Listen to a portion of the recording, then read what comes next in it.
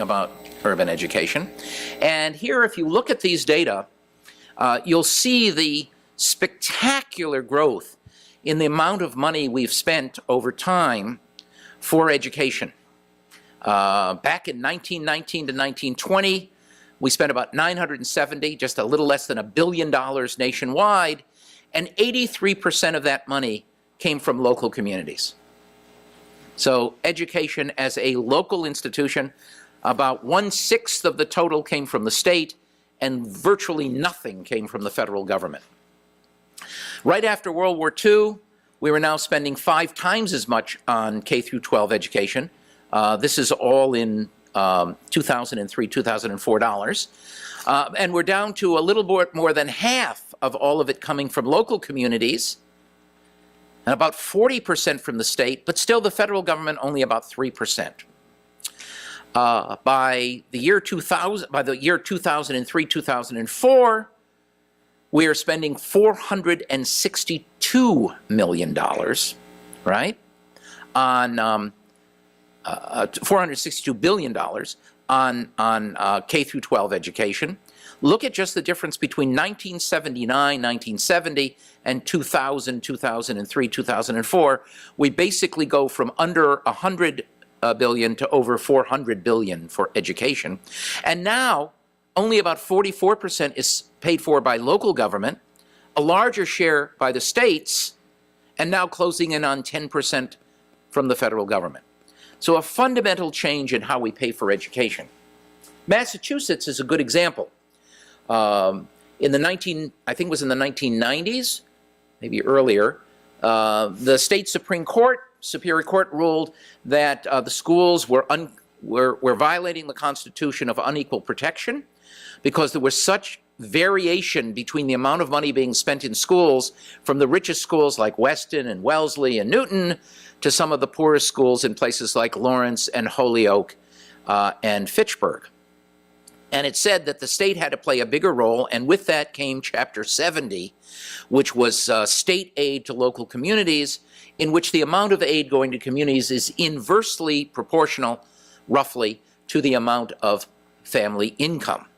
As a result, we go from a major expansion in state aid, and today, just in Massachusetts alone, the state is spending about $4 billion a year giving out grants. In some schools like Lawrence, they pay virtually the entire school bill under Chapter 70 money. In other communities, 10 to 15%. So that gives you just a basic idea of our education system, right? We also know that we have very, very different graduation rates, particularly between urban districts and suburban districts, something that I presume that Chad will talk about. So if we went through the nation, the graduation rate in 2003, 2004, and these numbers have increased a little bit, in suburban districts was nearly 3 out of 4 students, 73%. But it was less than 3 out of 5 students, 57.5%, in urban school districts for a differential of 15.2 percentage points. Look at New York. Less than 40% of a graduation rate in New York City, its 5 boroughs, versus 80% in the suburbs of Long Island and Westchester County. A difference of 40 percentage points between the graduation rate, high school graduation rate, in the city versus the suburb. In Ohio, 42% versus 78%. You'll see there in Massachusetts, again, this is going across all urban districts versus all suburban districts, a 22.5% differential, 55% versus 78%. Okay? We can look at it in terms of not states, but particular cities and towns. I don't have Boston in this list, but you'll see again the enrollment and graduation rates and the primary racial group. So in Oakland, California, in the year 2000, 94% of its total enrollment was minority, African Americans being the largest, and the graduation rate in Oakland, California was 30%. 30%, less than 1 in 3. In Cincinnati, Ohio, 3/4 of the city was was minority, most of them African American, with a 32.4%. On the other hand, you can go all the way down to Portland, Oregon, Enrollment about 53,000. Only about 38% of the school district is minority. The majority is white. And the graduation rate is 72%, much greater than twice the graduation rate in cities like Oakland and Cincinnati, which have large minority populations. Okay? Here you can see the percent with less than a high school degree, persons aged 25 plus, as low as 10% in Tacoma, but close to 28% in Los Angeles. So, you know, closing in 3 out of 10 adults in LA without a high school degree in the year, this is 2004. If you look at it, the central city, though, that was the whole metro area. It goes from less than only about 11% in Raleigh to more than a 40% of adults in Newark and Hartford with less than a high school degree. Right? And then, on the other hand, if you look at persons with a bachelor's degree or more, adults, San Francisco is closing in on 40%, followed by Raleigh and Boston and Austin. But at the other end, you can see cities like St. Louis, Buffalo, Detroit, Jacksonville, all under 25% of their residents of the central city with these advanced degrees. Here's just another look at it. And then if you look at the relationship between education and median household income, you'll see there's a very significant positive correlation between the percentage of a population with a BA or more and income. Income is arrayed on the vertical axis, and the percentage of residents of age 25 and over with a BA or more is on the horizontal axis. So we know that, okay? And here is the same thing for central cities, and it's even sharper, okay? Finally, I wanted to talk a little bit about early childhood education, which I've been thinking a lot about. Chad may talk a little bit about this, but I was very interested in seeing these statistics from Harvard University's Center on the Developing Child, which, by the way, one of the chief scientists there is Seti Warren's wife, Cassie. And this is synapse development. That is, you know, the synapses of the brain forming connections, which is how our brain expands physically and mentally. And you'll see here in terms of sensory pathways, just vision and hearing, you'll see that begins to develop even before birth. And in fact, most of that peaks by the 3rd or 4th month after you're born, right? And then we can look at language development, and you'll see that the language development peaks at somewhere between 9 and 10 in the ability to begin to use language, right? That is, the neurons actually beginning to fire to create your ability to learn language. And then, if you look at higher cognitive functions, still those synapses are formed really by age 3. So we have these 3 different ways that our brain is developing, and it shows us that most of that brain development is occurring before age 3, right? Keep that in mind. So here's the first year. This is actually from MRIs of human brain, and it shows the connections and the synapses of the neurons in the brain. You'll see the human brain at birth. You'll see it at 6 years old and at 14 years old. So you can see how much of that development occurs in those first 6 years, okay? And then you can talk about barriers to social mobility emerging at a very young age, and what many of these brain scientists have been looking at is the cumulative vocabulary that kids get. How many words do they know? And of course, most of that has to do with how many words do they hear. Parents and others reading to them from books, parents talking to them more than just cooing at them. And what you see here is that for welfare parents, parents who are collecting welfare, the number of words up through 16 months is very low.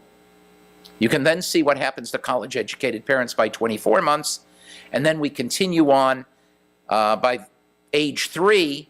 The average college-educated parent, the child of a college-educated parent actually knows 1,200 words by age 3, whereas those who come from very low income families are closer to about 400 words, right? A difference of 3 to 1, okay? Here's the problem as I see it. Here is neurological development in the brain by age. What I have on the left, and this is from a number of economists and psychologists who have studied this, on the vertical axis I have the percent of total brain growth measured in terms of neuron connectors. And you'll see that it shoots up rapidly until age 3 or 4, and then it continues to grow very slowly through age 18. And then, of course, when you get up to my age of 70, that thing just turns violently downward, and I can't remember anything, right? But notice how so much of that brain development is occurring in the first 3 years.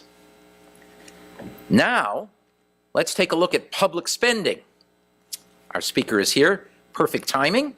If we look at public spending, it's interesting, during those early years, we spend almost nothing on kids. A little bit on daycare, but not much. Then we spend a little bit more in elementary school. That's age 5 through maybe 11 or 12. Then we spend more in high school. And then, of course, once you get to Northeastern, we're spending millions of dollars on you. And I look at that and I say, that doesn't make any sense at all. We're spending money. We're not spending money where we really should be, early childhood education, and then we spend a lot in college. I'm not suggesting we should spend any less, I guess. You guys pay my paycheck here. But that gap between when the brain is developing and when we're spending money seems to me awfully critical, right? So what are some of the things we might want to do? Universal high-quality prenatal care, provide community-based parent effectiveness training, provide universal early year-round childhood education, improve the public schools through a new grand bargain. Chad may talk about this between school superintendents, school committee presidents, local teachers unions, school teachers. The two of us with friends have been working on this whole issue through something called the Mass Education Partnership that you might want to hear more about.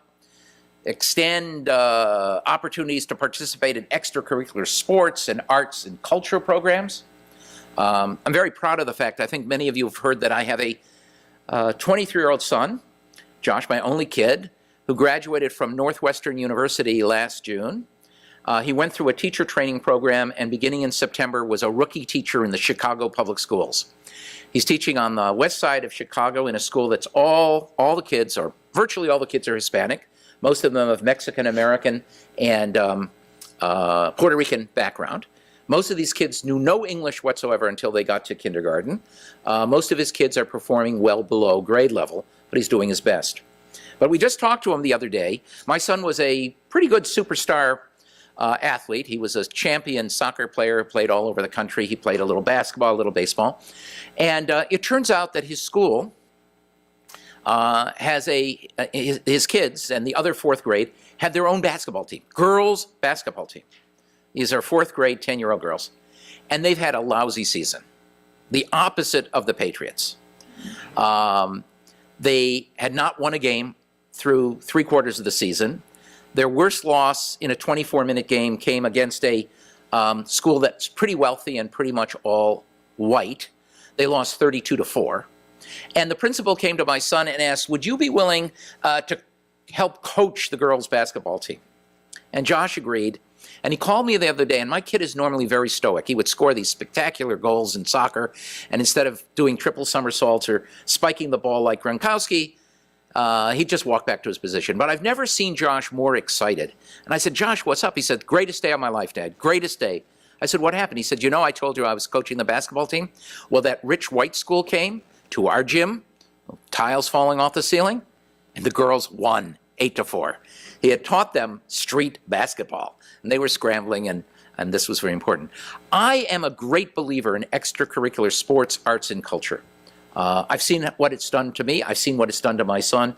And part of what we're talking about beyond just the programs in the schools is how do we get kids to be involved in all of these programs from very early ages through high school, right? Summer camp experiences, I think, are very important. Summer jobs for high school kids are very important. Assuring high-quality vocational education programs that we may talk a little bit more about.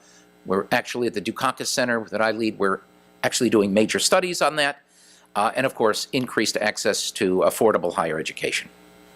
So that's a way of background of thinking about this issue.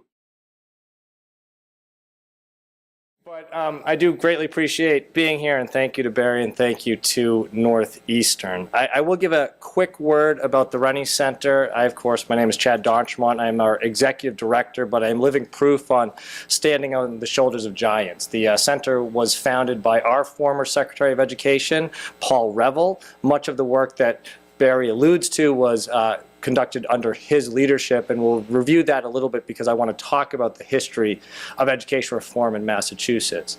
The Rennie Center itself, and it's important to understand our perspective, we are an independent, nonpartisan, not-for-profit research organization. Our mission is to ensure that educational decision-making is informed by deep knowledge and evidence of best practice, and we try to put out evidence to the community, to the public, to high-level policymakers through original research, and then create forums where people with different opinions can come and discuss.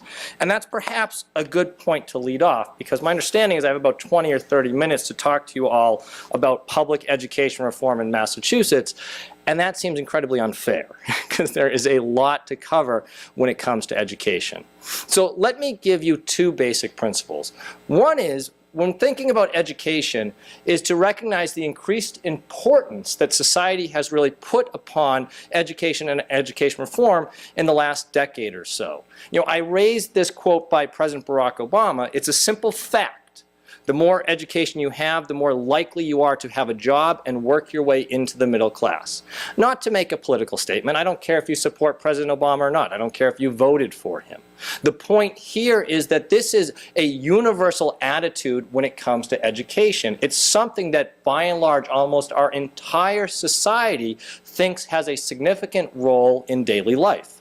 Do we quibble about its structure, how resources should be provided, what should be privatized, what its fundamental goal is? Are we looking to enhance equity or reward hard work through a meritocracy?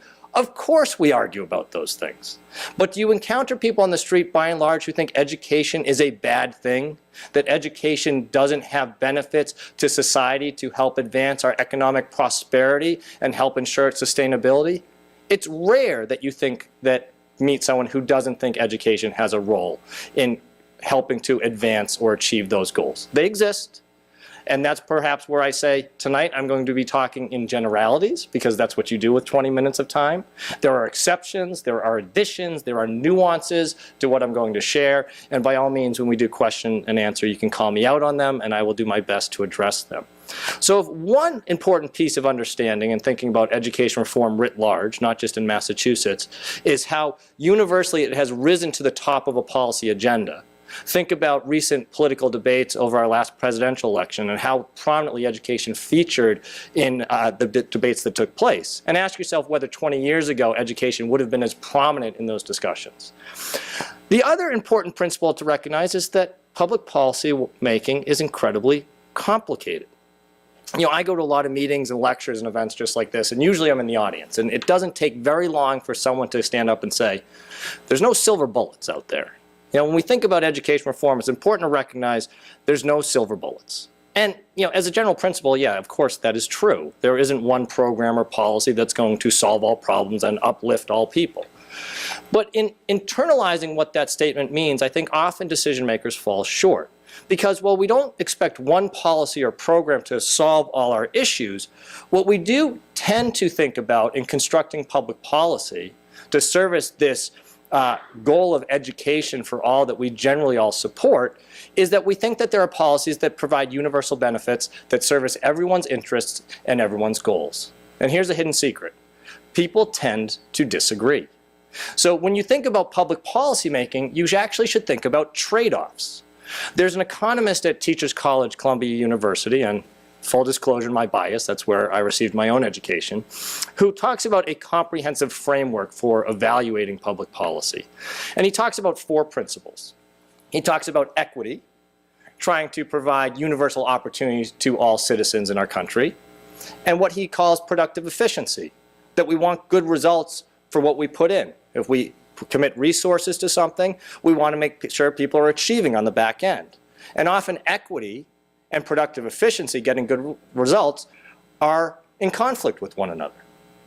He also talks about social cohesion, that we expect our public education system to build up a citizenry, that we have basic principles and ideas around things like democracy that we want everyone to share in. And he talks about choice. We live in a highly individualistic society where we think that it's an inalienable right that people should have some discretion over how they live their lives. And often social cohesion and choice are in conflict with one another.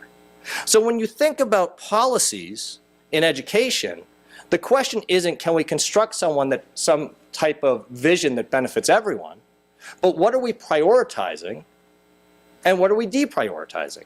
And how do we line those things up to make decisions? And that's the debates that often take place among public policymakers. So let's step back and say, how did Massachusetts address this issue? Because as I'm sure many people in this room have heard, Massachusetts is widely recognized as a national and international leader in public education. We routinely have the highest scores on what's known as the National Assessment of Educational Progress, or the nation's report card. It's a test that's given to all 50 states to measure how students are doing, what their level of achievement is. And again, Massachusetts usually scores #1, at least for the most recent years. And on international assessments with other countries, despite what you might hear about the United States overall struggling to compete, Massachusetts, as a subsample, consistently scores in the top 10 or top 5 on international assessments of math and English and science. So how did the state get here? Well, it did it by confronting this idea of trade-offs head-on. And in 1993, through the Massachusetts Education Reform Act, constructing a comprehensive overhaul of its educational system that attempted to balance these priorities.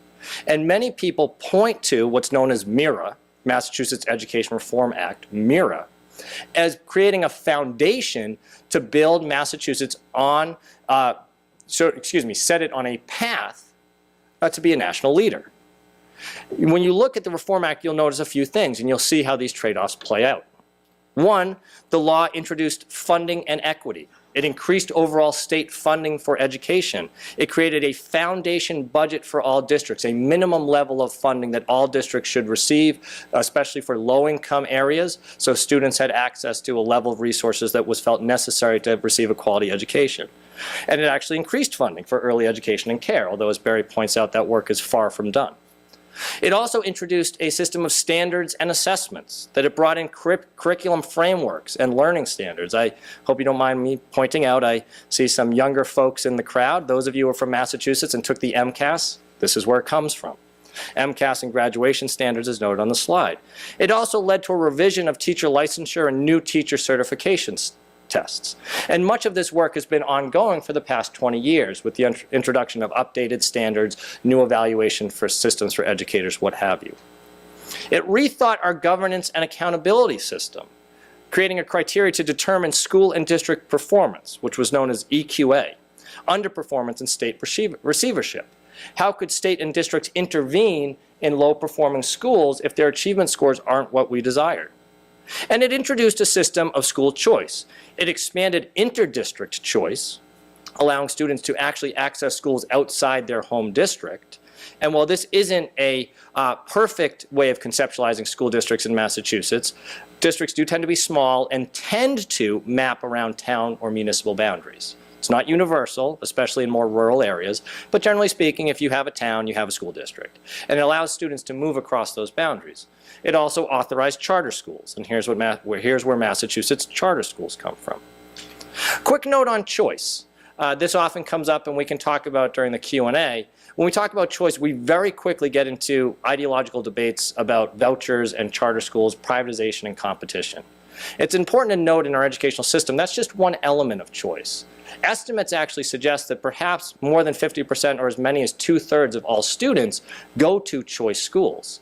And this comes through magnet schools, it comes through pilot schools, it comes through innovation schools, along with charter schools. And yes, I would argue if you live in a nice Tony suburb, it comes through choice of residence, which is an expression of choice.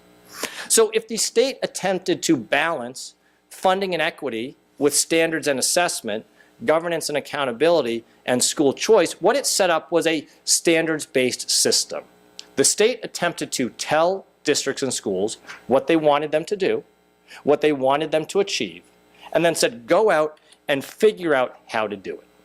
And we've been doing that for 20 years. And I'll say one last time, we've emerged as a national leader on the, on the national stage, obviously, and an international leader on the global stage. But if you look closely at the performance of our state, we still have much work to do. There is a very large achievement gap in the state. In fact, in many ways, our achievement gap is the largest in the nation. That is somewhat of an artificial effect because our top performing students score so high. But the idea that we have many, many students, especially from high needs subgroups, racial and ethnic minorities, low income students who score far below what we would want them to achieve, we do have major challenges in our state that we need to confront, despite the progress we've made. So let me step back and say, how did we get here? How did we get to a system of standards-based reform where we pointed out and said there's specific things we want schools and districts to achieve, particularly around academic performance, why we took that path, and what's been left out? And that should help shape a conversation about where we should go today. If you look back in the 1960s and long before, we've often had what we refer to as a factory model for education. This is by design, not by chance. Way back, going back to the late 1800s, the idea for schools by and large was to assimilate people, largely into a Christian ethic that was seen as the backbone of our country. In fact, it was quite common before the 1900s for schools to teach things like prayer in school. And the idea here was that you put something into a black box, resources, students, teachers, materials, and you got out what you wanted. That was the delivery function that schools served. Over time, we moved away from assimilation, although that was still an element, to a productive workforce. But the idea still maintained.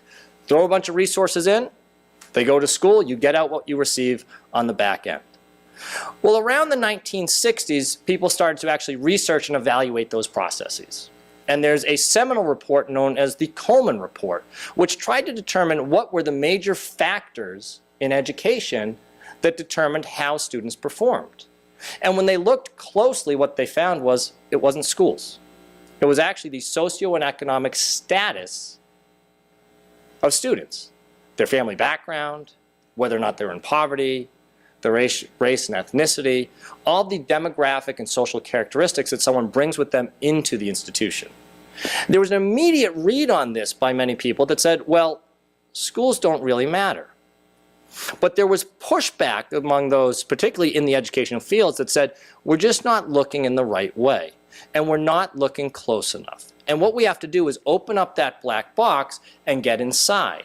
And in the 1970s, you have a shift to looking at school inputs and then school processes. What do we expect schools to deliver in order to get the outputs, excuse me, there's a typo there, the outputs that we desire?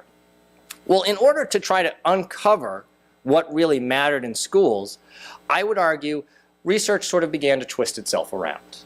And what we started doing was doing post hoc analyses. If you look at the 1980s and the blocks you have on the PowerPoint, note that the arrows start going in the opposite direction.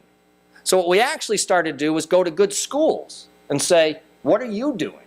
And we found that they tended to have strong leadership, high quality teaching, a good culture for learning, a community or family investment, all the things that we find as being fundamental to a high functioning school. And then we assumed that because those characteristics were present in high-performing schools, that if we just took those characteristics and applied them everywhere, we get the same results regardless of the context or location of where the school was situated. And we started to do that. And what we found was that's where standard-based reform comes from. The idea that, well, if we have basic principles around which schools should function, we just have to give them clear direction.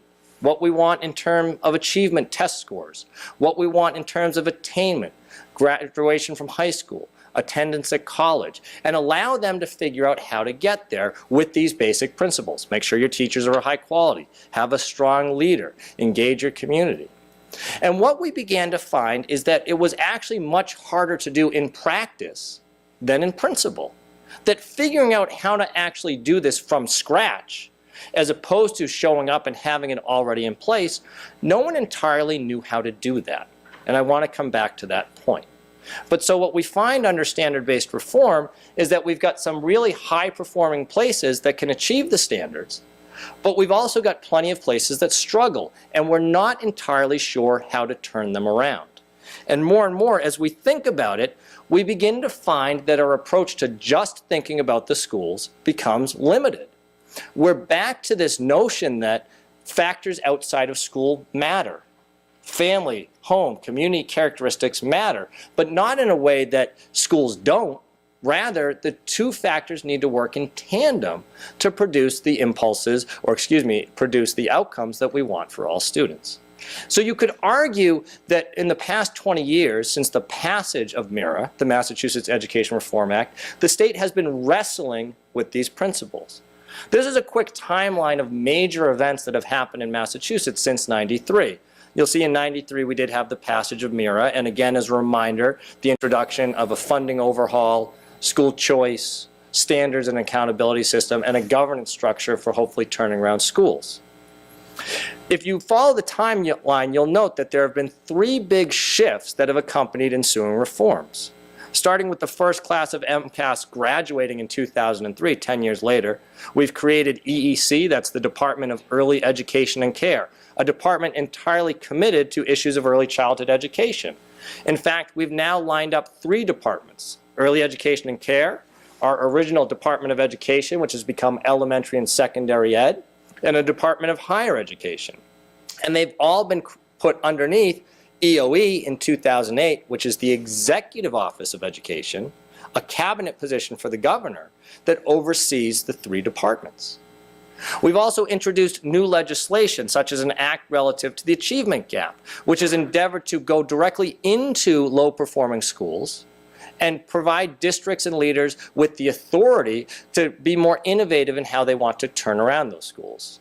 And because I'm not taking a position on this, it has also encountered some political pushback with where authority should lie in deciding how students, educators, and leaders are treated in terms of their job hiring and overall decision-making around their performance in those schools.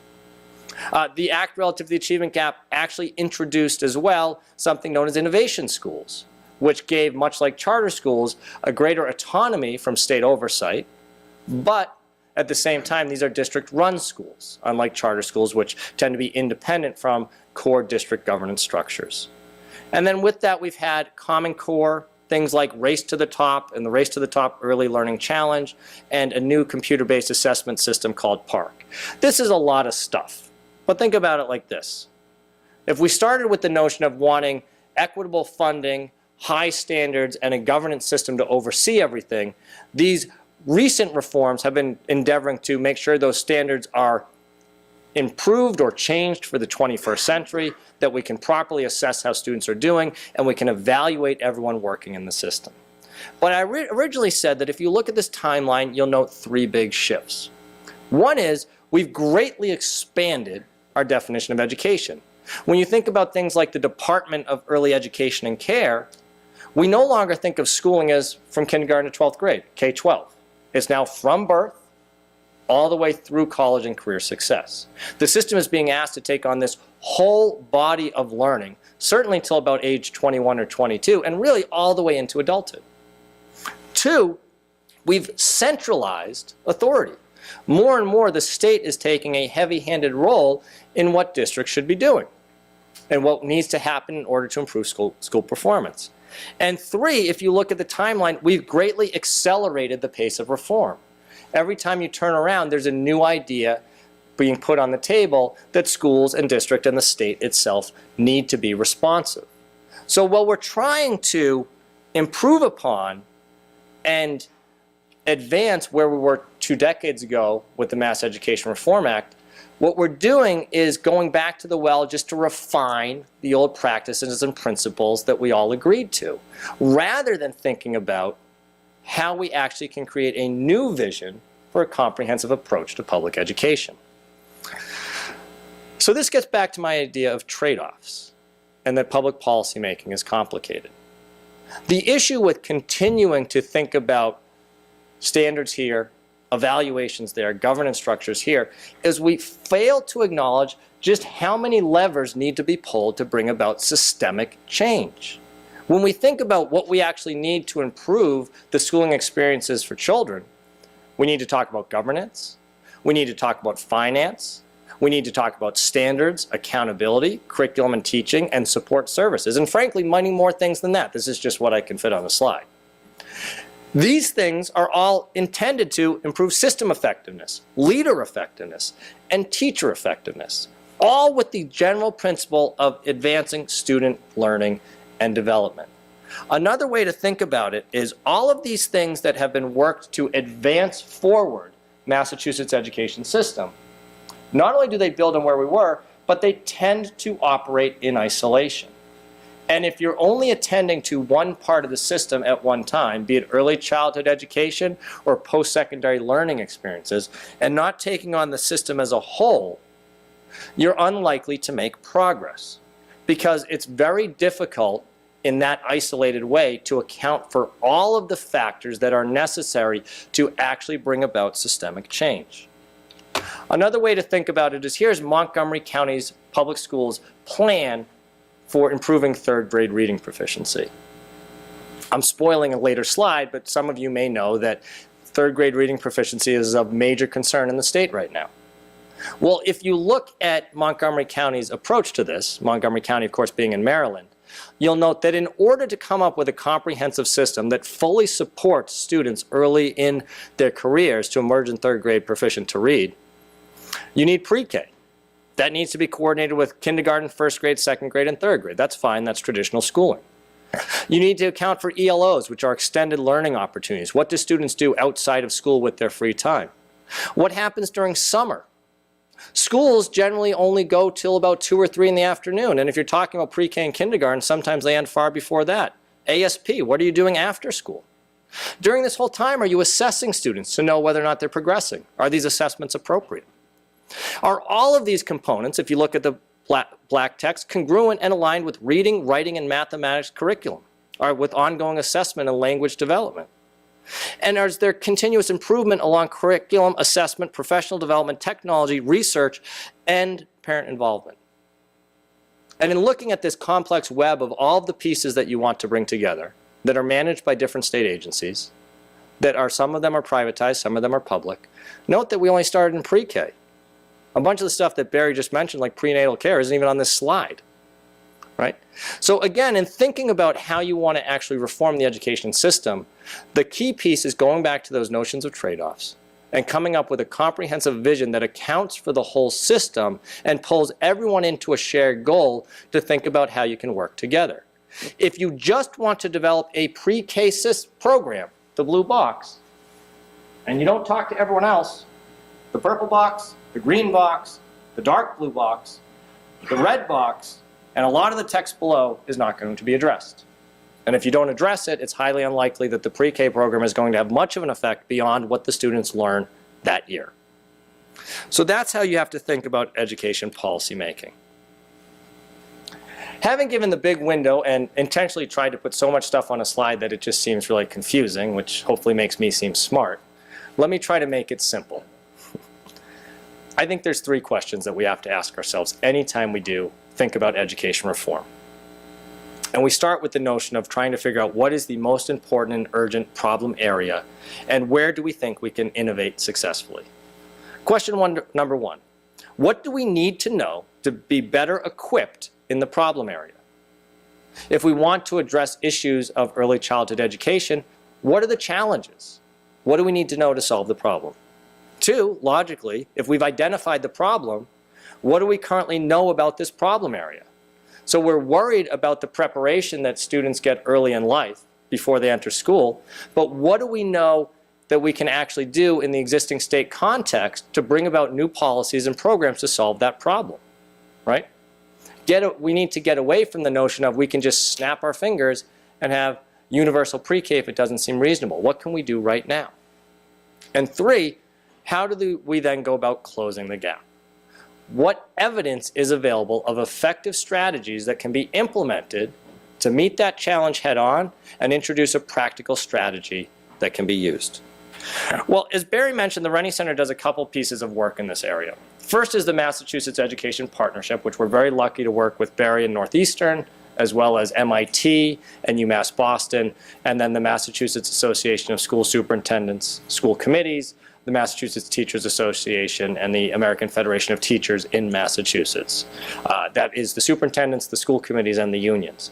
And the idea there is, if we're going to get everyone together to work on these issues, that we actually have to spend some time getting together to work on these issues and bringing people to a point where we can talk about strategies that create a platform for collaborative practice to advance strategies.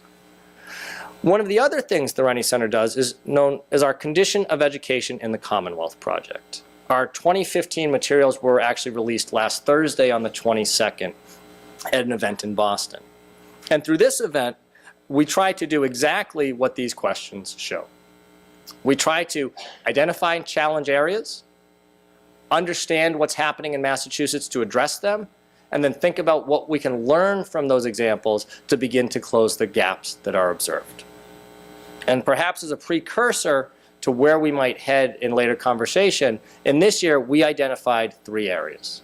We did this by reviewing 25 data indicators from birth through college and career attainment, indicators and activities that are supported by research, activities that also have an established track record in Massachusetts, that have meaningful linkages between the indicators and actual policy solutions.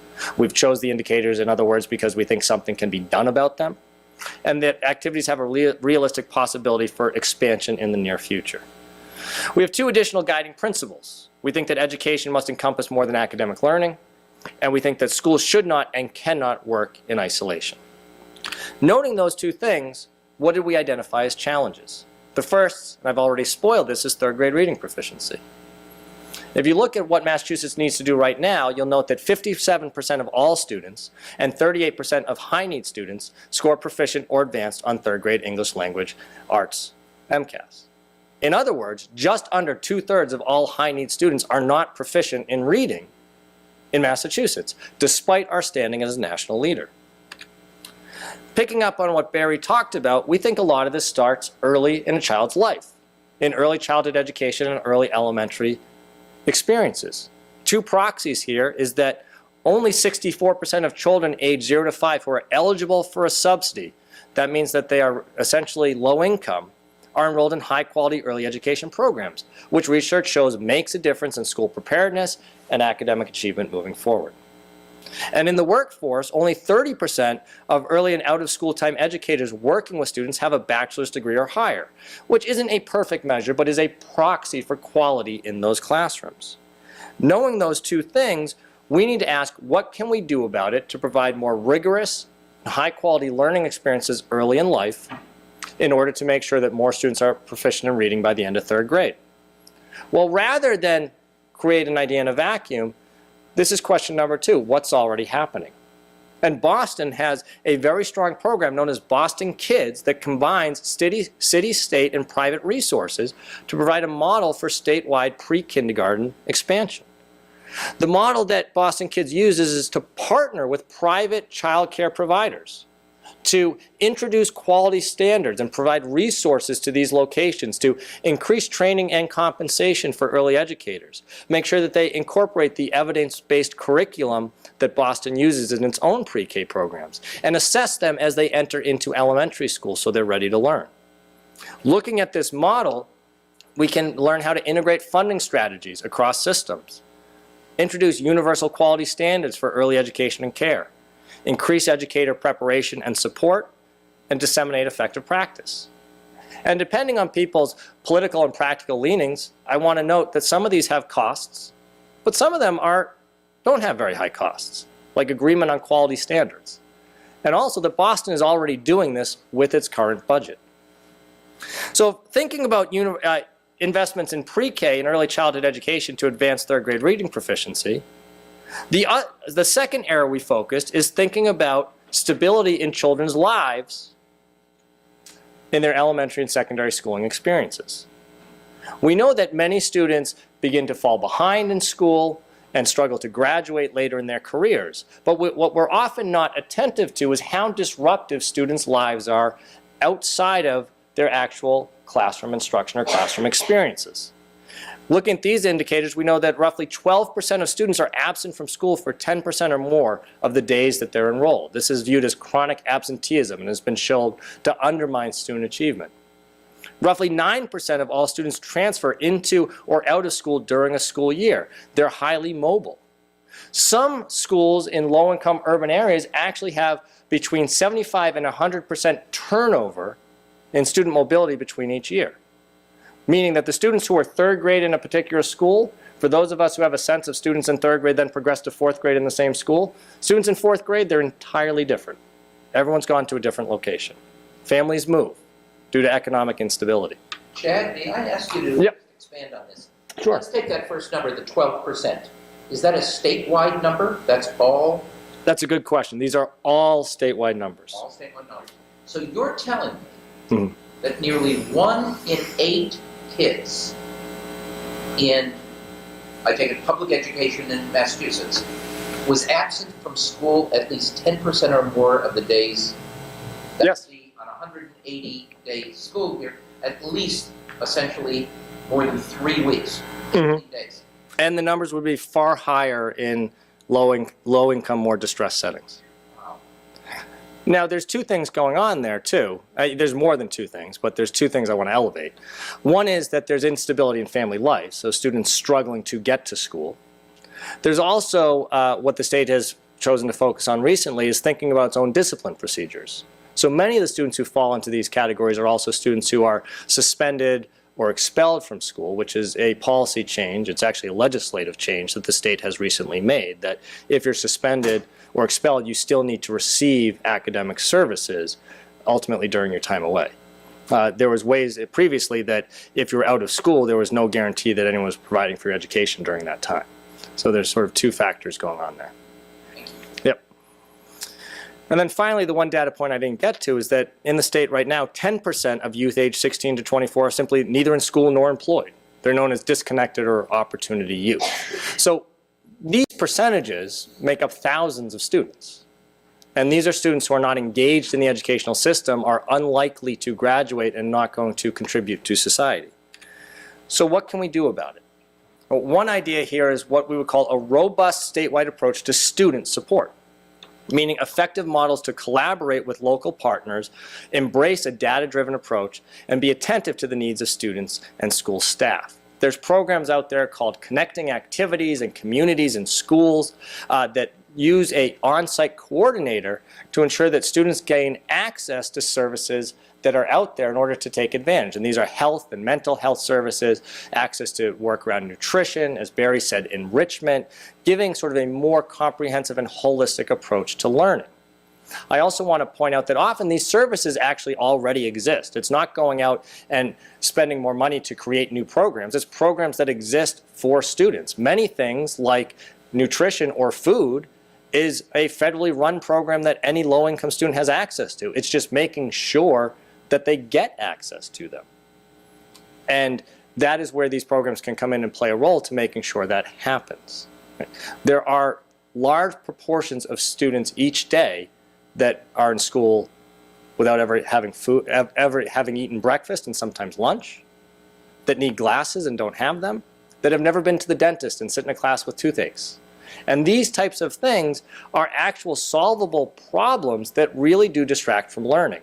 And beginning to figure out how to take on those issues is important to actually driving performance in our school system. Lessons we can learn from this is to simply, one, know what's going on, develop holistic assessments. Two, think about education, preparation, and support. Again, not just around academics, but how do you actually engage students in non-academic factors? And of course, coordination and staffing, which I already referenced. I know I've been talking for a while, so let me do a whirlwind tour of our last indicator. And this is looking at how we make sure that students are actually successful in post-secondary. There's been a lot of attention in getting students to graduate from high school. And in fact, for those of you who have been reading the papers, the dropout rate in our state is at an all-time low right now. It's down to about 2%. And it's very impressive. But unfortunately, we're now in a society where a high school diploma is necessary but not sufficient to be successful in life. And so the next step is to think about how we make folks successful at the post-secondary level. Right. Now, when I say post-secondary, that doesn't mean everyone has to graduate from a four-year college. That means providing appropriate training experiences that make people viable in the workforce. If we look at the indicators, we see that despite those great stats around high school graduation and dropout rates being increasingly high for high school graduation rates and low for dropout rates, the state actually has a recommended course of study known as MassCore that students are expected to take to be college and career ready. And here, only 70% of students in Massachusetts complete this work, and only 59% of high-need students complete it. So this means that 35% of all students who graduate from Massachusetts high schools and enroll in public colleges and universities are placed in developmental or remedial courses, meaning that when they show up in college, they're not ready to do college-level work, 1/3 of all students. Research also shows that being placed in remedial courses increases the likelihood of not finishing at the college level, while at the same time taking out loans that you'll inevitably pay back, which is a problem for everyone if you end up having to pay them back without actually having earned a degree. So what can we do about it? Final policy solution here is early college designs. And this is getting out of our notion, again, of a factory or assembly model system of education where everyone has to move at the same pace. That in fact right now Massachusetts is home to innovative partnerships between K-12 and post-secondary, notably early college high schools and gateway to college programs. These types of programs actually allow high school students to attend colleges and earn college credit during their high school career. In some cases, students can actually graduate with both a high school diploma and an associate's degree at the same time. It's a competency-based approach where students are awarded based on their skills and knowledge, not on the amount of time they've spent at a school or in the school system. Lessons learned from this is, one, how to fund this type of innovative program that doesn't go through our mainstream educational system. This is a whole different discussion, but the vast majority of funding for education comes through something known as Chapter 70, which principally goes to K-12 schools, and it's hard to be innovative outside of that budget. That we at times need to regionalize to support collaboration. That at times we need to get away from a district model and think about how we work across boundary lines. And we need more access to information and guidance on these issues. So to step back, where's the Rennie Center right now? Knowing that we have always existed in a system of trade-offs in our educational space, valuing priorities around equity, efficiency, social cohesion, and choice. And knowing that in '93 we put ourselves on a path to be a national leader by taking a comprehensive vision that wrestled with all these trade-offs, but it was a vision that was largely focused on K-12 schooling. The next step is to recognize that education doesn't just mean school. It doesn't just mean K to 12, 9 o'clock to 3 p.m. It means recognizing the learning that takes place from birth all the way through college and career success, both inside and outside of school, and developing a comprehensive system that wrestles with all of those issues. We at the Rennie Center think there's 3 places we can take immediate action. One is early childhood education, particularly around pre-kindergarten. 2 is thinking about comprehensive systems of support, things like wraparound services, connecting activities, as I mentioned, that make sure that we're attending to students' non-academic needs as well as their academic needs.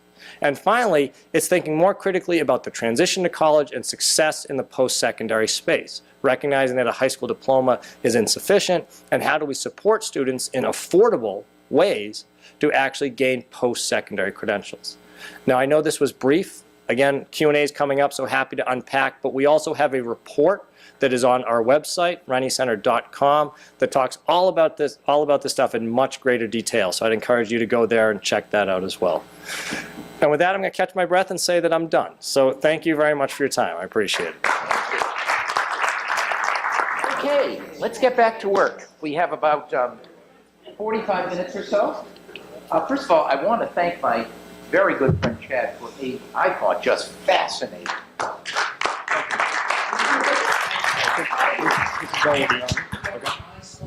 Just before I saw his. And so the tie-in with early childhood education and the idea of wraparound.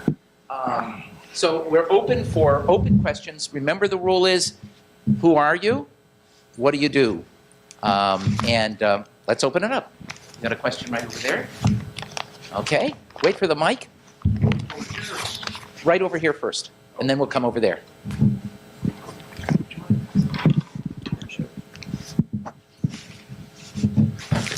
you doing? My name is Shane Gray. I'm a senior student here at Northeastern University. My question for you, sir, is you briefly touched upon it, and you mentioned that we could find more details about your involvement on it online. But as far as, like you mentioned, post-college and even secondary education, I mean, I'm lucky enough here, and I think most Northeastern students can agree that the co-op program's phenomenal, and getting your foot in the door really goes a long way. There's value in learning whether or not you actually want to do something or not. So I guess what would you say the increasing costs for education in college and schools that don't have the luxury for those programs, kids have a tough time finding a job, and then, you know, their loan payments start coming in and they don't have a income to sustain that. So I guess what was your thoughts on trying to address that issue moving forward? Sure. So I'm going to start by being a little glib, but I think there's some truth into it, although it's not entirely accurate. And so why don't I just say it? I think sometimes one of the challenges with thinking about post-secondary is that quite often the people who are making decisions went to four-year universities and have a sense of that sort of love of learning brings you there, and often perhaps didn't have hardships with what it means to take out loans and pay them back post-graduation. So the practical realities of wanting to make sure your degree leads to something with some degree of urgency, as opposed to sort of having a credential which is important but allows you some time to figure out what you want to do, can be lost on the decision making. To add to that, I think it's important to recognize that even in a state like Massachusetts, really only about 40% of people in the state have a college degree, a four-year college degree, a bachelor's degree. So what our focus is really focusing on that other 60% and making sure that folks, as they advanced into post-secondary, have opportunities that are immediately linked to work-based skills. Now, work-based skills can be defined broadly. I mean, obviously it can be technical proficiency in an actual trade, but it also just can mean having the habits and understanding of what it means to go in and hold an office job, but making sure that they have experiences that lead them to connect to the workplace. And frankly, Northeastern is a great example with its co-op program. The problem with things like that is that they're not as common as they should be. So I think that's sort of the emphasis. The idea of the cost related to loans is a slightly different issue. There's certainly the idea that have been suggested by some folks like the president and beyond of making sure that there's elements of forgiveness around loans or even free tuition at certain levels of post-secondary. The challenge there is that, of course, requires some sort of public resource to cover the cost of that. What I would emphasize that I think is often left out of the conversation is the notion of stackable credentials, that we're sometimes at a point where if you go to a community college, or if you go to a training program and you complete it and you're successful, it doesn't necessarily allow you then to go back and transition to a four-year school or re-enter another institution without starting all over again, unless the student themselves is very savvy to know that they're taking the right credits and prerequisites in order to easily transition. So the idea is that students should be able to start and stop and potentially even pursue a post-secondary learning experience all the way through their 20s and beyond, but in a way that doesn't put them behind the eight ball by doing one learning experience, going into the workforce, and then coming back at a later date. My question is, my name is Pete. I'm sorry. My name is Peter. I'm a student at Northeastern. I'm originally from New Jersey. My high school in New Jersey, it was a program at a vocational school where we were dual enrolled at a community college, and we received community college credits, which you talked about, and we graduated with an associate's degree, and it gave us an associate's degree of free college credits. But one thing I noticed is that there seems to be a huge stigma against vocational schooling for a lot of students. They see it as something, like they called it slow tech, and there's also a stigma against going to community college. They don't see it as like a legitimate path. Have you noticed this in Massachusetts? And why do you think this is, and how can we change this so we can have sort of more acceptance of these programs? Sure. I think historically that unfortunately there often has been a stigma. I grew up around here, and at the time that there was the notion that sometimes if a student was struggling in a traditional, at the time we called them junior highs, but in middle school, that they might be sent or advised to go to the Voc because it was better suited to them, and it was seen as sort of a place for students that maybe struggled in a traditional learning environment. I do think that's changing, and one of the byproducts of having a standards-based accountability system is that you actually can see the performance of the schools and the trajectory of the students. And much of what we've just been talking about in terms of work-based learning experiences and tangible skills that are both of interest to the students and then have currency in the workplace has long been realized by vocational schools in Massachusetts, and it's unclear to me how well known this is. So I'm a little ignorant in sort of the overall sense of sort of voc techs for current students, but certainly in the policymaking community, they're acutely aware that many of the voc techs in Massachusetts are among the highest performing schools in the state. And I would argue one of the reasons for that is that when Massachusetts introduced its MCAS standards, all schools had to meet them. Well, at the same time, the voc techs were also doing things that came with the vocational education. So by default, the voc techs were providing a more diverse set of learning experiences for their students than traditional high schools. And many of the traditional, or what we would call comprehensive high schools, are now struggling to catch up and introduce the type of alternative pathways that the voc techs have always had. So again, I'm not quite sure about the stigma today, but in terms of a way forward, the voc techs are very much at the front of the conversation. Let me continue with that answer because it's a fabulous question.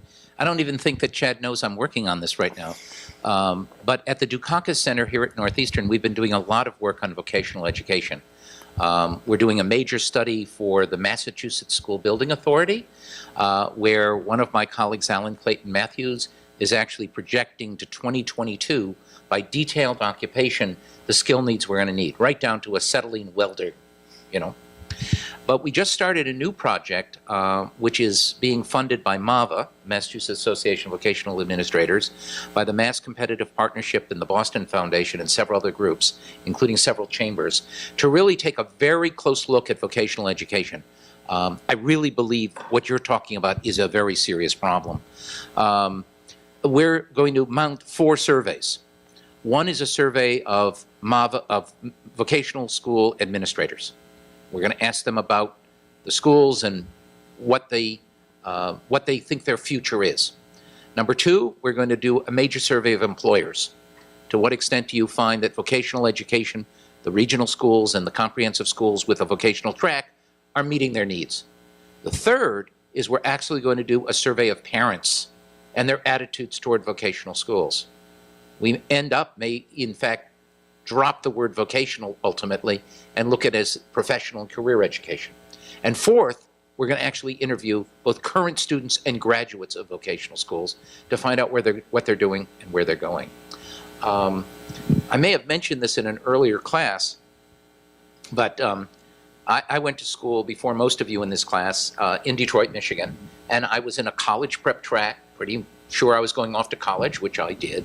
But nonetheless, in addition to physics, chemistry, biology, English, 2 years of Latin, 1 year of German, social studies, math, I had 2 years of industrial drawing. I had a semester of machine shop, a semester of wood shop, and a semester of print shop. And my last job is, when I was 15, is I printed my own business cards. Now, I've said my son, who I mentioned before, the kid who's now teaching 4th grade, Josh, he went to one of the finest private schools in the world, Buckingham, Brown, and Nichols. He got recruited to play soccer there. If it weren't for me, there is no way that Josh would know the difference between a flathead and a Phillips head screwdriver. He didn't have a single course related to anything vocational. So we're going to be doing a lot of work. In fact, we'd like to work with the Rennie Center on this, because I think this is going to be a very important study, because there's a lot of young people we're finding out who are going through the vocational schools, getting superb jobs in the crafts, in manufacturing, culinary services, and so forth, but no one knows about it. And, I should mention, Barry reminded me, one is that there's a balance to be struck, because on the one hand, there's certainly nothing wrong with welding and carpentry and learning the difference between a Phillips and a flathead screwdriver. They can be important skills and lead to meaningful careers. I think people also don't realize that often the voc techs are doing things around advanced manufacturing and IT and gaming and things like that that are of high interest to students these days. worth noting, if you go to expandingopportunity.org, another project the Running Center's been doing is a costing out of many of these types of initiatives that we've been discussing, early ed, wraparound services, but also alternative pathways. And one of the programs that's costed out and looked at is Somerville High School, a comprehensive school, which has a Voc Tech program within it and has tried to incorporate that type of learning back into the comprehensives. By the way, my favorite story about this, I don't know if I mentioned in this class, I forget who told me this story or joke, is that there was this brain surgeon, lived in Weston, and he found out that he had a leak under his kitchen sink. Did I tell this story? And he invited, he called a plumber, and the plumber came, and in about 3 minutes, the plumber fixed the leak and handed him a bill for $150. And the brain surgeon was just outraged. He says, "That's more than I get paid as a brain surgeon." To which the plumber said, "Yes, and it's more than I got paid when I was a brain surgeon." So. Hi there, my name's Ryan Olson. I'm a junior here at Northeastern.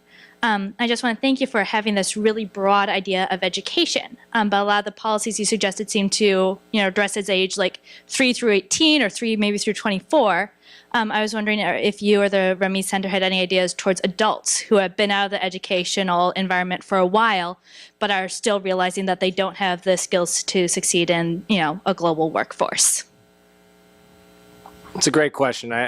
Unfortunately, I don't think I'm going to give you a satisfactory answer. It's important, certainly adult education, and it's a part of the Department of Elementary and Secondary Education. The Rennie Center specifically hasn't done a lot of work in this area beyond the work that we've done with Opportunity Youth. And it's actually the best way for me to answer it is a lesson learned for us. If you went back 4 or 5 years at the Rennie Center, most of our work really was K-12 focused, that it had to do with important issues around teaching and learning and assessments and standards. But what we've come to realize over the last few years is the importance of broadening that vision of what it means. And looking at where we've been the last few years is looking at programs that exist outside the educational system through dropout recovery and retention. There's a program known as the Boston Recovery Center, or the REC, that is associated with Boston Public Schools, specifically works with out-of-school youth, looking at GED, or what we now call high school equivalency plus programs, to get folks to transition to post-secondary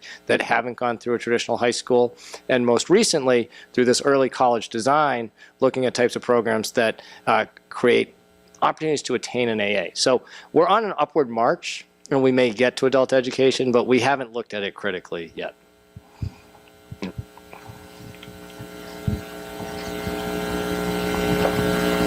Hi, my name is Joan Rooney. I'm Vice President for Instruction at Tutor.com, which is an online tutoring service. And I know that one of the essential components of a quality education is the quality of the teacher and the teaching. And I wonder, I know you talked about setting standards for the teachers who are coming into the system, and there's work on evaluation of the teachers. Is there also thought about working with the higher education institutions in the state about teacher preparation, or feeding back what's being learned on the K-12 level to the higher ed institutions to get them to revamp how they're preparing teachers? Absolutely.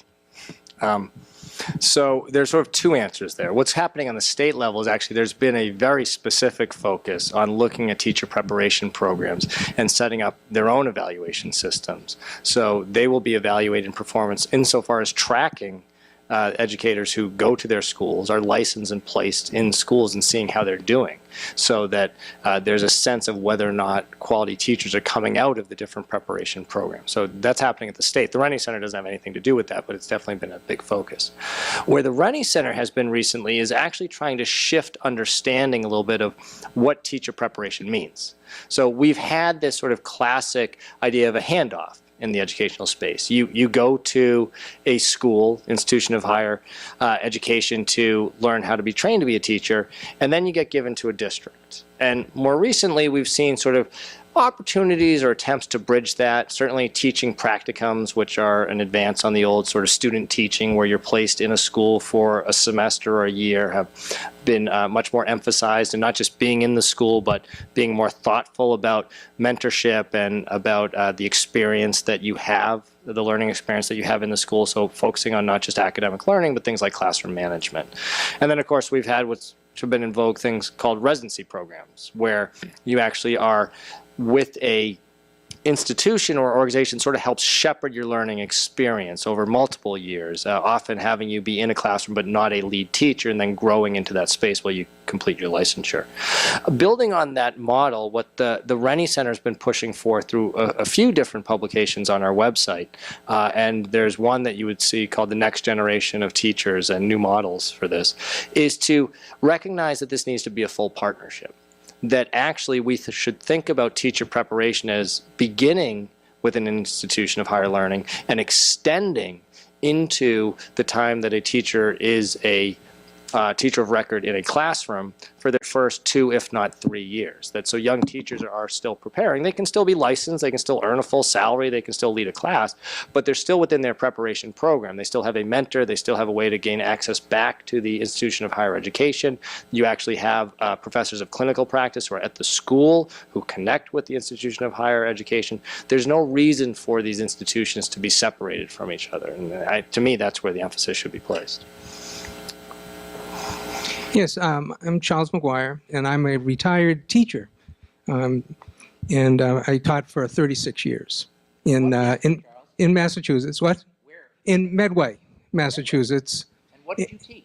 I taught social studies, reading, and I taught middle school for the most part, junior high, as you said, to begin with, middle school, and a few high school classes, and I had an opportunity to also teach at Framingham, at Fitchburg.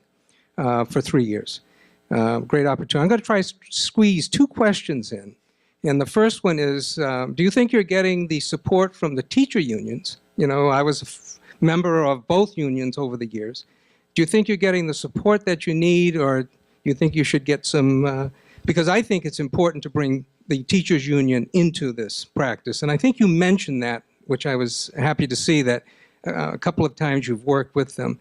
And the second question is, what do you have on the differences between the Common Core and MCAS? Because I hear that Massachusetts may be thinking of going to Common Core. So just those 2 questions. Sure. So I should note that I started as an 8th grade social studies teacher. That was my first job. I did it probably long enough just to know that I wasn't doing it as well as I could have. In terms of the union, the answer is absolutely. And there's sort of 2 levels of that. As Barry mentioned, we've created with others the Massachusetts Education Partnership, and both of our major unions are on that governing board and leaders in the work that we're trying to do around collaborative practice. When I say 2 levels, what I mean is that there's a general sense around this type of work that everyone should be at the table and everyone should have a voice, and you run the risk of not making effective progress if you leave anyone out. Having noted that, it's also fine to recognize that the teacher unions often have a bigger voice than many other folks in the room, not in a way that's disruptive, just in a way that represents more members and people who are actually practicing in the field. And so they have a unique and critical viewpoint to offer. So we do work with them quite closely.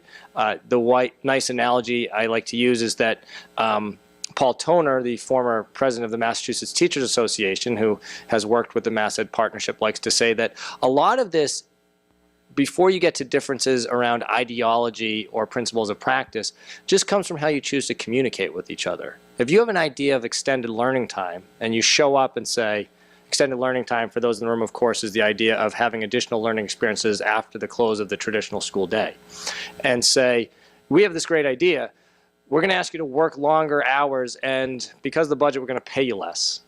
Most people would have an issue with that idea.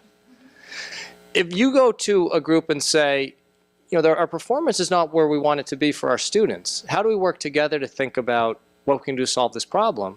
And talk to your teachers, and some of them say, we just simply don't have enough time to get through the curriculum and help the students master what we want them to learn.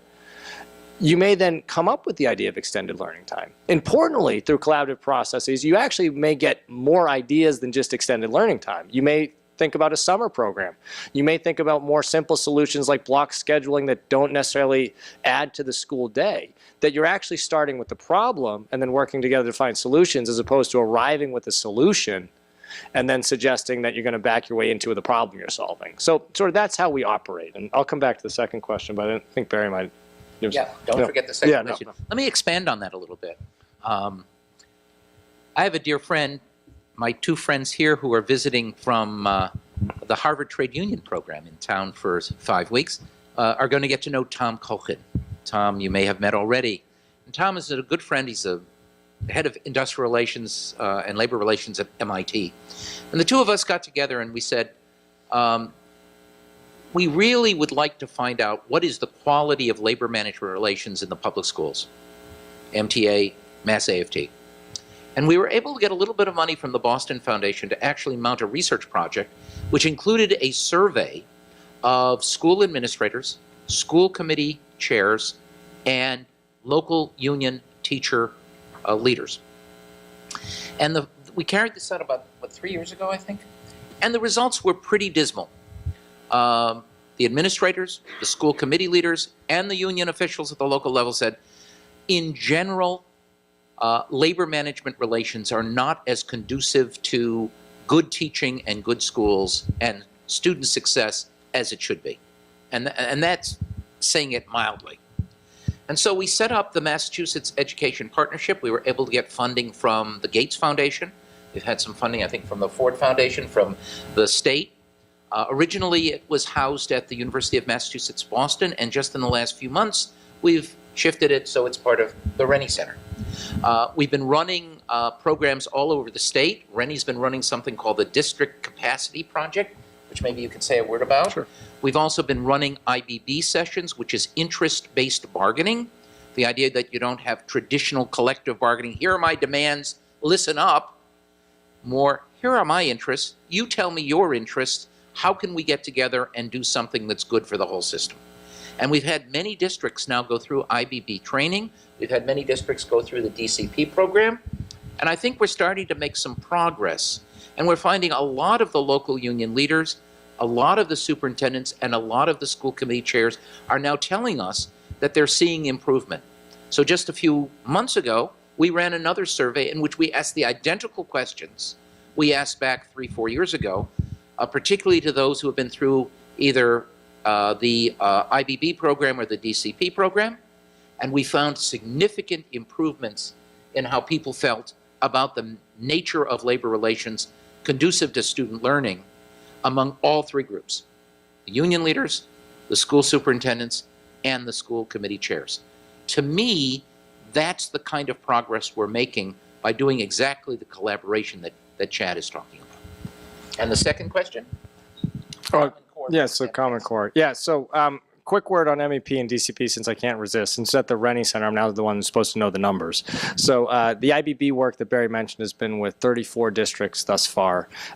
Somewhere between 17 to 14 have advanced to effective and productive contract negotiations that have been actually completed using interest-based bargaining. The DCP, which is a slightly different type of project, has with 11 districts, but this is a 1 to 3 year commitment on the part of the districts. We ask them to put together a labor management team, must be a representative of the school committee, the superintendent, the union, local union president. They must sign an MOU. They do a needs assessment. They come up with a project work plan to identify a specific challenge, and they tend to be very diverse, focusing on local needs. Brockton is looking at a dual language immersion school. Leominster is looking at teacher leadership positions. Boston has just decided to take on looking at elevating teacher voice and teacher role in professional development, and potentially even using the DCP to do some of the extended learning time work that's been in the papers recently. Writ large, we're in mostly urban districts, and of the 11, they represent about 168,000 students throughout the state. And we do estimate that the MEP, between some other things as well, like our statewide conference, has touched directly about 1/3 of all districts in the state. And it all comes back to, again, the collaboration, the conversations. My 2 cents is that when you get local and away from state and federal level politics that are usually what's in the paper, that most of the folks there are just interested in doing good work in their schools. And sometimes there's personality conflicts and sometimes there's frustrations over budgets, but the actual gap that needs to be bridged to get them focused on what they think is best for their school is much different than debates over testing that play out in the globe. So sorry, Common Core and Park, and then I'll move us along. Couple things to sort of clarify here, which is really important. One is that Common Core and MCAS are not one and the same, right? So Common Core are standards. And Massachusetts actually currently had, and before they adopted Common Core, what was known as the Massachusetts Curriculum Frameworks. These were updated to include Common Core and they now just simply have new Massachusetts curriculum frameworks that are inclusive of the Common Core. They were actually adopted 4 years ago, so they've been established for a while in the state. And again, this is standards, has nothing to do with testing. The way that the adoption of Common Core worked is that you could adjust what you adopted within the Common Core to a certain degree to accommodate your own state system. And independent evaluations estimate that about 85% of all the standards between Common Core and the existing curriculum frameworks were the same. And the state argues, but this has also been demonstrated in research studies by folks like West Ed, and this is not me thumping for the Common Core, it's just quoting the research, that the 15% wiggle room that the state used was actually to advance and improve upon the Common Core standards. Big picture, the easiest way to think about it is that the previous curriculum standards tended to be content-based, measuring what you know, specific things that you should master in math and English and science and social studies. The Common Core standards are much more focused on critical thinking skills, helping students be adaptive to different situations and figure out solutions with a body of skill to carry out the work that they're doing. Again, that is all standards, and it's what we want students to learn. Now, testing. The comparison between testing is the MCAS and what is known as the PARC test. That's the Partnership for Assessment for College and Career Readiness, or Readiness in College and Career, I guess, but it's called PARC. The difference there is, principally for the state, is that the new PARC assessment will be aligned with the Common Core, not the old curriculum standards, so it'll ask slightly different questions, and it's computer-based, meaning that the students actually are going to take the test on a computer, which, to be honest, if you take things like the SATs or the GREs, the private companies have done a long time ago. There's a soapbox issue I would step on and advocate that whether you're for testing or against it, whether you like PARC or you like the old MCAS, the idea of being able to integrate technology into what we do is critically important in education. It's easier for me to figure out how my fantasy football team is doing than to actually know how students are doing in schools. So that issue has to be addressed independent of how you feel about standards and testing. So that's the test. Now, the debates, which I'll take on as well. There's a debate on the left which has challenged the notion of testing. That's independent from whether or not you want to use PARC or the MCAS. That's whether we test too much of students. And it's a very valid question. It's just not what adopting the test is about. You could adopt PARC and still test students less. It's a related but somewhat different question. And there's a debate on the right around PARC and Common Core, which sees it as a federal mandate, that it actually, I would argue, is inaccurate to say it's a federal mandate, but there is truth that Common Core specifically was connected to the Race to the Top proposal that the state submitted and won, that came with enormous educational funding at a time of great economic downturn in the state. So there obviously was a large incentive to adopt the Common Core. And some of people's feeling on the right about that is who should make decisions in education, but has nothing to do with the quality of the standards. My final 2 cents on the standards themselves and the assessments: they're a step forward for what we want students to learn in the 21st century. Critical thinking and being adaptive in the workplace is more critically important than content, and being able to take an assessment on a computer has tremendous advantages over a paper and pencil test. Could I ask you just one very serious question? Yeah. How'd your fantasy football team do? I won the league. Whoa! Yeah. Thank you. Odell Beckham, midseason pickup. Next. Yes, thank you. My name is Gerard Badler. I'm mostly retired. I do spend a significant amount of time with an organization in SOAR 55, together with 3 other colleagues here tonight, that provides pro bono management consulting services to local nonprofit organizations. I'm wondering whether there is some parallel that is going on or should be going on in some of the innovations occurring in the healthcare field and in the education field. Specifically, I get this sort of secondarily through my daughter. My daughter is a nurse at Upham's Corner Medical Center. And I guess they, like many other such centers, are instituting what's called accountability care organizations. And the first one at Upham's Corner is one that she's involved with. She's been asked to be the nurse in charge of high-risk pediatric patients. And so that involves first identifying who are the high-risk pediatric patients, kids who have asthma, kids who have maybe homelessness, are involved in high-risk sexual behaviors and so forth. And then making sure that these kids get the appropriate panoply of services that they need, both from within Upham's Corner and from outside of the medical center as well.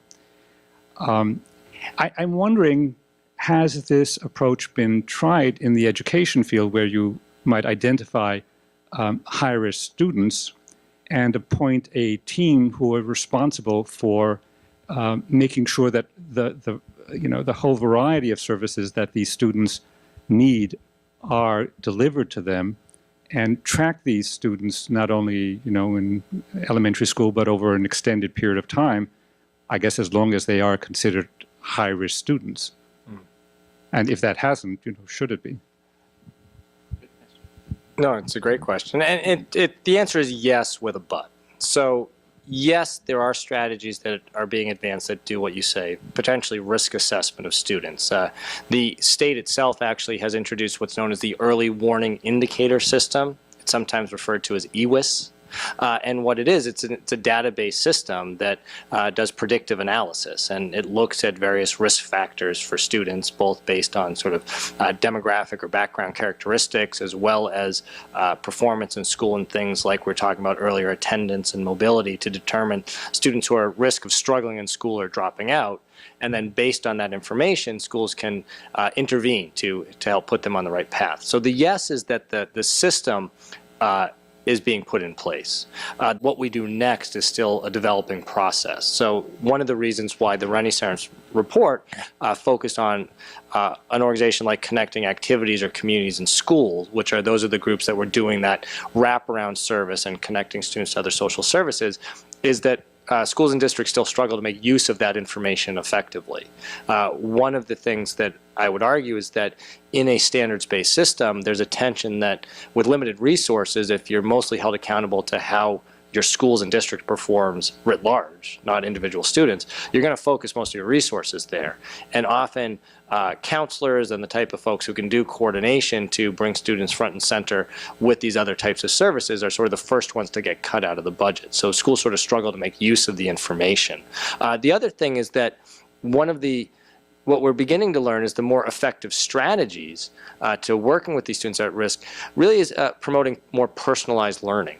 Having an individual learning plan, so an actual path to understand what they need to do to graduate and help them set aspirations for where they want to be. To have adult mentors or coaches who can be hands-on and helping facilitate that process.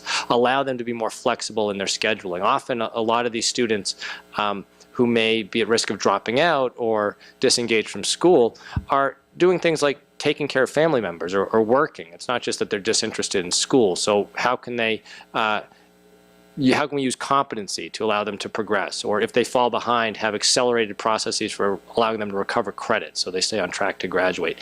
And those types of things require schools to really sort of think out of the box of traditional structures, and that's difficult. So what to do with the information is sort of where we're still lacking. No, I should have said this earlier, just to put this in context. The students in my class who are here are reading a textbook I wrote back in 2008 called The Urban Experience. And there's a whole chapter on education. The book is thick, it's dense, it's 600 pages of textbook. I'd promised my wife and my kid and everybody else that I would never write a textbook, and finally decided we needed an urban textbook because all the others I thought were lousy. So it's a big, thick textbook, and then there's one chapter on education, and then there is one sentence in this entire 600-page book and one question that I like more than anything else. The sentence is, the typical child in America spends 17% of their waking hours in school, 17%, between the day they're born and the day they turn 18, 17%. The question is, I want to know what they're doing in the other 83% of the time. And that's why I think the approach that the Rennie Center is now taking, really looking at all the wraparound services and what kids are doing before school, after school, before they go to school, pre-K. That other 83% of the time is so important. I may have mentioned, I think in an earlier class, I said something about my son Josh, the kid who's teaching 4th grade. And I said, if you look at why he was successful at Northwestern and now reasonably successful as both a teacher and a basketball coach, is that the other 83% of his time was spent doing incredibly good stuff. Early childhood education in a Harvard daycare center, where in fact his instructor had a PhD in child psychology, 3-year-olds. He then had an opportunity, in addition to very good schooling, to get guitar lessons, to be on a basketball team, a football team, a soccer team, both in school and outside of school in club sports.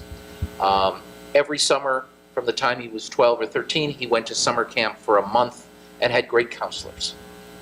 When he was in high school, he had great jobs that he was able to get, and he had mentors on those jobs. He traveled with his parents, my wife and I, around the world from the time he was 6 years old. Think about all of those things, and then take a child who was born on Geneva Avenue or Bowdoin Street this morning, let's say at the Boston Medical Center, and went home this afternoon, goes home tomorrow morning with mom, maybe dad, and ask the question, between the time that kid was born this morning and when they turn 18, this little boy or little girl, what of all the things that Joshua Charles Bluestone had in his life will this child have? And I will assure you that while the schooling was very important, all the other things that Josh and other children like him, perhaps many of your own children, was just as important as what went on in school. And we're just beginning to realize that putting those all together and providing that extensive and intensive education is going to make a difference. But now let me ask the question that was asked, if I could, to Chad and to some of you, and we'll continue with conversation. We had Chris Gabrielli speak before the open classroom a couple years ago. Chris heads up a group called Mass 2020, and he's worked harder than anyone else in the state, I think, to extend school days. And he's had some incredible successes in some underperforming schools, where they've added extra hours of the day, sometimes extra days or parts of days on weekends, and longer school years. And he even showed us data where some of these underperforming schools, after several years of this, the kids were testing at pretty much the same level as kids in Brookline and Newton. And then somebody said in the classroom, in the open classroom, Chris, that's fabulous, but you've done that in 3 schools. How much is it going to cost to take that to scale nationwide? And Chris gave one of the greatest answers I've ever heard. He said it will cost a bloody fortune. But, he said, if we do it right, we only have to do it for 1 generation, rather than spending a small fortune for every generation, because we never solve the problem. So part of my question, and I'd like you to take a crack at it, and maybe some of you have an idea as well, is we now have a state budget which is $760-some million in the red. We have a governor who I think is doing terrific jobs, but has said over and over again, including this weekend again at a forum I was in, no new taxes, no new fees, no new revenue. It's obvious to me that if we want to do this right, somehow we have to get more resources. How do we do that? Simple question. Hey, we won your league. Yeah. Give us an answer. It was a pay-to-play league. I have a little money to donate. So it's a difficult question to answer, because I think the real answer is we all have to put in more money. And that's not that I disagree with that. I actually personally agree with it, despite the fact that I'm on camera. But I think we know that that's a hard sell. So you quickly get to the practical strategy of sort of how can you actually increase revenues. I think there's a career I had prior to coming to the Rennie Center and becoming staunchly nonpartisan and not advocating, where I did work in early childhood education. That's one of the reasons why I know the issue well. And the tact that we always took, which is a little different than Chris's response, is, in fact, you're actually already spending the money. many, many ways, you're already spending a bloody fortune. And where that's coming is through things like your criminal justice system, through health care, and not taking preventative steps, through the myriad other social services that exist, attending to students with social needs, English language learning issues, free and reduced lunch programs, that many of the issues that we want to resolve, education offers a way to have a preventative strike, to get front and center with these students, with children and youth early in their lives, to begin to prevent many of the problems that emerge later on, and honestly are far more costly. So that's sort of one element of sort of how we think about doing it. Now, the problem is that really requires some long-term thinking. And as someone who's often been in rooms in the State House, no one disagrees with that argument, but it also doesn't always make them quick to act. So the other thing that at the Rennie Center, which admittedly plays a little bit of an inside game, that we really strive to demonstrate is that it's not as insurmountable a challenge as it seems. Like, people are actually already doing many of these things. And while Chris might be only working in 3 schools, and I should know Chris is a friend, so I'll tread lightly, there's many, many, many other people like Chris that are also working in 3 schools, and those efforts add up. One of the challenges is that Chris's 3 schools are doing extended learning time, and then there's 5 cities that are doing pre-kindergarten, and then there's another bunch of schools that are doing wraparound services, and then there's a bunch of schools that are doing early college designs, and they're all working in isolation. And back to that notion of a comprehensive vision, it's not being all brought together to say, what should our educational system look like? I think the real opportunity that we have within our educational system is that there is some strong alliance in right and left to get people to actually act and figure out how to solve these problems. That the notion of equity and the notion of a system that leads to a productive workforce and rewards individual mobility are both serviced by a strong educational system. And I think that some of the innovative strategies that we're talking about would actually resonate with people who just want to advance and improve in our educational system in terms of what it offers, and people who want to reach at-risk students. So one good concrete example, there's a program in Boston called the Boston Day and Evening Academy. It's a competency-based education program. And what that means is that students are advanced based on their skill base, not on seat time. It offers, much in its name, evening classes as well as the day. A lot of the program is computer-based. Students can take courses online through the school. They have specific programs that are aimed at credit recovery, so you can come in and get caught up on a class without having to sit for a whole semester. It envisions in a whole new way of going about learning, and it takes place in an urban environment. BDAE, as it's known, is right outside Dudley Square in Roxbury. But that model of having a new system that allows students to potentially progress at their own pace quickly through school could be actually brought to scale in a way that is, if not cost neutral, isn't taking on the same courses. Isn't taking on a full range of costs. And what do I mean by that? Well, I was in a meeting once where we're talking about how to add pre-K, and I won't reveal him, but he's a sitting superintendent in a current Massachusetts district. And he said, I'll tell you how to fund pre-K. Get rid of 12th grade. And he got a good laugh. There's actually a report out there, Tough Time, Tough Choices, that our former Commissioner of Education, David Driscoll, sat on among, as well as many others. I think Tom Pazant, former superintendent of Boston Public Schools, may have been about it. And they raised the issue of getting rid of 12th grade. And it seems crazy, unless you go to a school like Shane went to, where you can graduate with an associate's degree. And then you actually don't need 12th grade. You're actually just getting a high school diploma and an associate's degree when you're ready.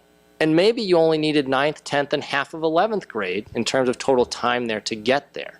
So I think if we begin to develop these new visions, we actually can make a much stronger argument to policymakers of what we want to spend resources on, and then perhaps eventually a more convincing case is if we want to increase revenue, we're telling them exactly how they're spending it, as opposed to just say, well, kids have a lot of problems, so of course we need more money, which doesn't really work. Fabulous. We have time for a couple more questions. I was going to say, hi, I'm John. I'm a student here. So speaking of innovative solutions that don't scale, I was unschooled which for those if you don't know is kind of like being homeschooled, but with a lot more variety and sort of. So instead of, the sort of what you might think of sitting at home and, doing your school there, it was much more like taking a sampler platter of a variety of different educational methods and sort of building them all together over this, I guess, concept of unschool, which was just my life up until I ended up here at Northeastern. And so I guess my question is, has the Rennie Center done any research into, let's call it homeschooling for now, research into homeschooling, or what are your thoughts on the matter? Sure. So the Rennie Center has not. The largest reason for that is that our focus tends to be on public education, and while people may argue with this definition, I would by and large call homeschooling and unschooling a private endeavor, one that citizens of the U.S. are perfectly entitled to do, but the same way they're entitled to go to a private school. It's not really sort of a focus of our public education reform agenda. Having said that, I have personally, in my life prior to the Rennie Center, researched and published on homeschooling, and principally around issues of homeschool charter schools. There was a time where many charter schools were being founded, and I was looking particularly in California and Pennsylvania, as a way to provide some structure to homeschooling experiences for families in those states. Every once in a while, because, well, we actually tried to stay agnostic about whether homeschooling was a good idea or not, we did note that it led to a lot of political turmoil around the charter school. I get sort of contacted about a paper I published 10 years ago that isn't always viewed by the homeschool lobby as productive to the conversation. I mean, do I have an opinion about it? I think that the idea of people being able to find their own pathway in education is consistent with these alternative strategies that I've been suggested. I think that families have the right, if they want to homeschool, to do it.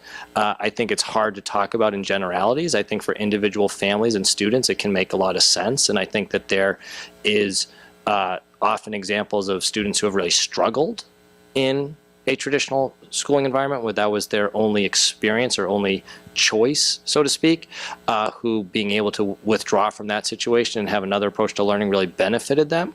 Having said all that as an enormous caveat, I sometimes also knowing both professionally and personally some homeschool families which often homeschool based more on value judgments than those decisions and ideologies in terms of life outlook.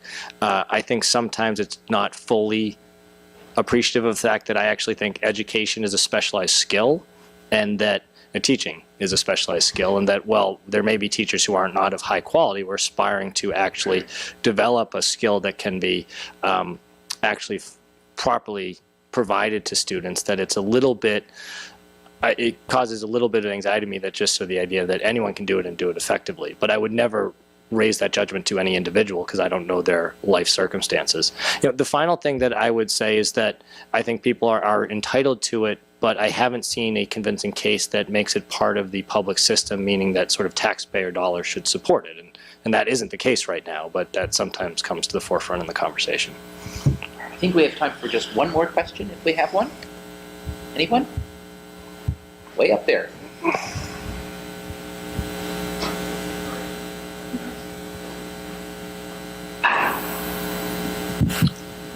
My name is Ronnie, and I'm a senior here at Northeastern. And Wearing a BC sweatshirt. oh yeah, and I grew up in New York City in the South Bronx, and I attended failing public schools all my life just until I got into high school, and I ended up going against my guidance counselor's advice and didn't go into a vocational high school, and decided to go into a extremely selective performing arts school. And like, what happened? I went to a performing arts school and eventually got into Northeastern. But I'm currently doing undergraduate research on the effects of charter schools in inner city communities. And my question to you is, do you see any negative effects with having a charter school in, like, let's say the community of the South Bronx, or maybe in a struggling city here in Massachusetts, like in Holyoke, having a charter school that selects their students based off lottery, and then pretty much everyone else is rejected and has to go to one of the only 2 schools in Holyoke that are currently failing? Do you see any effects with having a charter school instead of just convincing whoever's donating to fund the charter school and just use their money into the system to fund the schools that are failing, that need the funding? There's a lot packed into that question. Yeah. And a lot of ways for me to get myself in trouble. But so I would say a couple quick things. I hope you don't mind a few reflections that aren't entirely related to your question. One is, I can't help but I did my initial teaching practicum in Pelham Park at Columbus High School in the Bronx. So bring back fond memories. But beyond that, I actually think the comment you made about going against your guidance counselor's recommendation is an important component, that when we talk about policy or talk about reform strategies, we're all often talking about sweeping averages. And that one of the things we know about education is engagement and commitment. Things like persistence and grit that have become very much in vogue in certain ways are part and parcel about the person being really interested in what they're doing and being on a pathway that they actually want to be on and hope to succeed in. And that can often go a long way than what someone might think is the recommended course of action. So I apologize if I'm sort of striking close to your personal history, but you caused me to reflect on that. It's an important component of all this. In terms of charter schools, yeah, there's a lot going on. I would say that one of the things is, I think that the political debates that play out around charter schools, particularly say with our last gubernatorial campaign, are often divorced from the realities of the people who are working in charter schools, that there's a bit of a disconnect. In many ways, although charter schools have certainly become a bit more mainstream, the Obama administration supports charter schools, they're still sort of associated with the right. I would argue, especially notions around sort of competition and driving improvement. But I would argue most of the people working in charter schools tend to be progressives, and I don't have any proof of this, but I would suspect that many of them voted for Martha Coakley when they voted in the election. So, one idea I have I don't think it's ever a bad thing for really committed individuals to be working in our educational system, trying to improve the lives of students. That's a good starting point. And then sort of trying to reconcile the challenges it creates is part of the work. In terms of what I see as sort of potential negative effects, I do think that one of the unfortunate aspects of charter schools is they've tended to become isolated because of the debate, that I actually don't think competition has enormous bearing on local decision making, sort of other schools in the neighborhood changing structure. I do think the presence of charter schools, and in Massachusetts' case, high performance, has led to some rethinking of state policy to sort of capture what some of the charter schools are doing. Although it's worth noting that Massachusetts, compared to some other states, has a very rigorous approval process, so a lot of the charter schools are very high performing. If you went to states like Michigan or Arizona, that's not necessarily the case. That's sort of a unique circumstance to Massachusetts. Because they've become isolated, I think this idea of them being sort of research or R&D labs where we can find new strategies to help sort of rethink what we might offer in our educational system tends to not happen a whole lot. It's worth noting that what I mentioned, Boston Day and Evening Academy, I believe is a pilot school. I'd have to check my facts, but it's a choice school that sort of falls on the charter continuum, but they're unique. I think most of the real high-performing charter schools tend to be back to basics, tend to be sort of the stereotype of perhaps the teacher in the classroom with the stopwatch around their neck that's sort of timing how the students are doing. And I think that raises important questions for us to consider, and this comes back to the trade-offs. We want our students to succeed, and students going to those schools and scoring well on tests and opening doors to graduate from high school and go to college is a really important thing. At the same time, are we setting up a dual level system where we have one set of expectations for low-income urban youth, that it's back to basics, learn your math, learn your English, be successful. When we go out to the suburbs, we want enrichment, we want performing arts, we want sports, we want music, and that we just don't have time to offer those things to students in the inner cities because they're too far behind in their academics. So I think that's an important question. The final piece is that with the isolation, I do continue to think, and I know that there's studies that have gone up and down on whether or not charter schools cream or crop. And I do think that even when you find that that doesn't occur, creaming and cropping is the idea that more advantaged students have access to charter schools than disadvantaged. Having worked in urban spaces, I do think in order to exercise choice, you need a degree of agency. You need someone in your life who is helping to structure decision making, especially for young students. Many charter schools are elementary, kindergartens, first, second grade, that wants to put them in a position to succeed. And not everyone has access to that level of agency. So it's important to sort of figure out, not that the answer should be to get rid of charter schools, but actually how are you building up the whole system across the district, and what role do charter schools play with all schools? So your strategy is to serve all students, not just a few students in select schools. Thank you all. And just one question. You're wearing the BC sweatshirt. I spent 15 years teaching this. And you're in performing arts. Did that have anything to do with the Northeastern 3-2 victory in the Bean Pot last week, on Monday? I guess so. Well, I want to thank my very dear friend Chet for an absolutely enlightening evening. I think everyone who was able to make it here to this week found this to be an incredibly exciting way to think about education and all that wraps around education, which I think is really great. So thank you for joining us. Thank you, everyone. I appreciate it. And we'll see you next Wednesday evening. Take care. Drive carefully.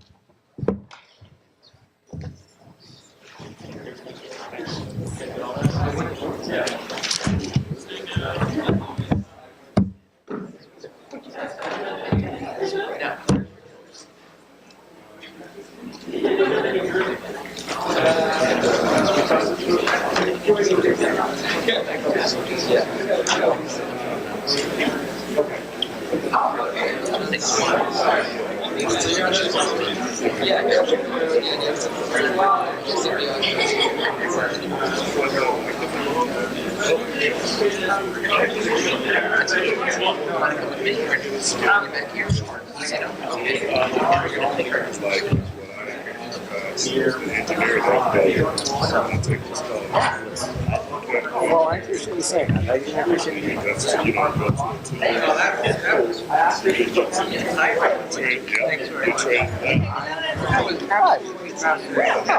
should have stayed in.